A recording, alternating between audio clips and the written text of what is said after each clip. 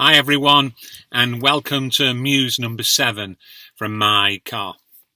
We've been pondering together what the post-COVID church should look like once we're through the other side of this pandemic, whenever that might be. Should we go back to business as usual as before, or should we use this time for a bit of a rethink? Today I want to focus on what we might learn from the first Christians.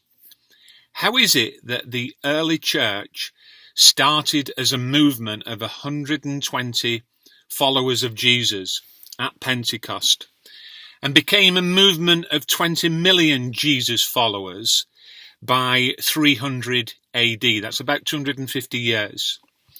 That's 1 in every 10 human beings at that time. Think about that for a minute.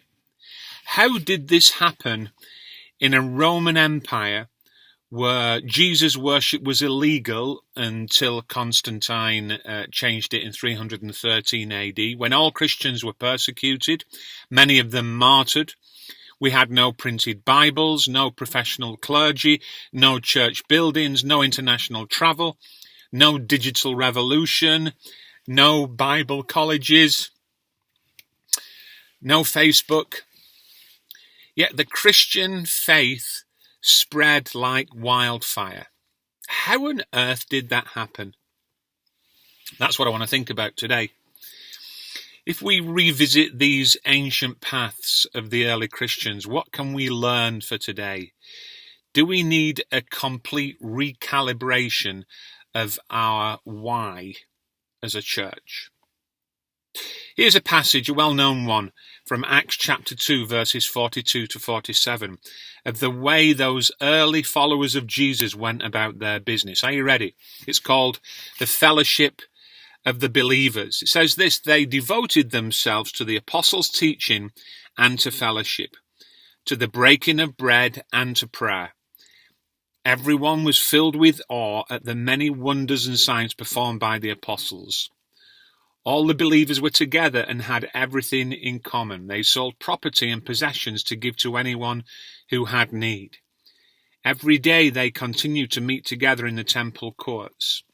They broke bread in their homes and ate together with glad and sincere hearts, praising God and enjoying the favor of all the people. And the Lord added to their number daily those who were being saved. Let me recap on how those guys back then did it. I've counted that they devoted themselves to 10 things, and 2 things happened as a result. They devoted themselves to apostolic teaching. That means the teaching of Jesus that the apostles themselves witnessed and inherited, and the death, burial, and resurrection of Jesus. So they understood the apostles' teaching and they applied it. They devoted themselves to building an authentic community within the church, not fake, not just a Sunday thing, but a sort of doing life together. They devoted themselves to breaking bread, which could mean sharing food or the sacrament. They devoted themselves to prayer. They devoted themselves to going after signs and wonders. They devoted themselves to sharing possessions and radical kindness. So the gospel back then was demonstrated as well as proclaimed. They devoted themselves to gathering in homes and temple courts, in other words, privately and publicly.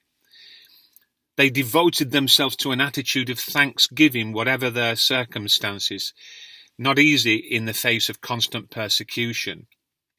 They devoted themselves to gladness and having sincere hearts, and they devoted themselves to praising God.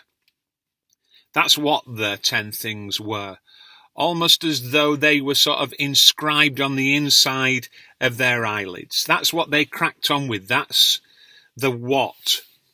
Their why seems blatantly obvious to me. Their why was to join in with and live out the mission of God in the world. And their what flowed out of their why. Do you see?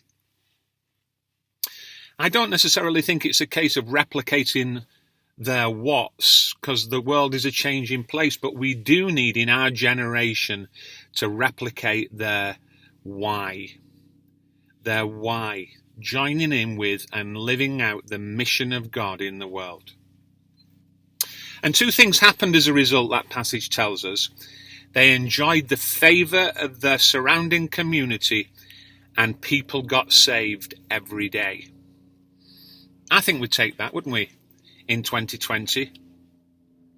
So, my friends, whenever we emerge from this awful pandemic, we've got to share that same why of those first believers of Jesus. God bless you, big love, and speak soon.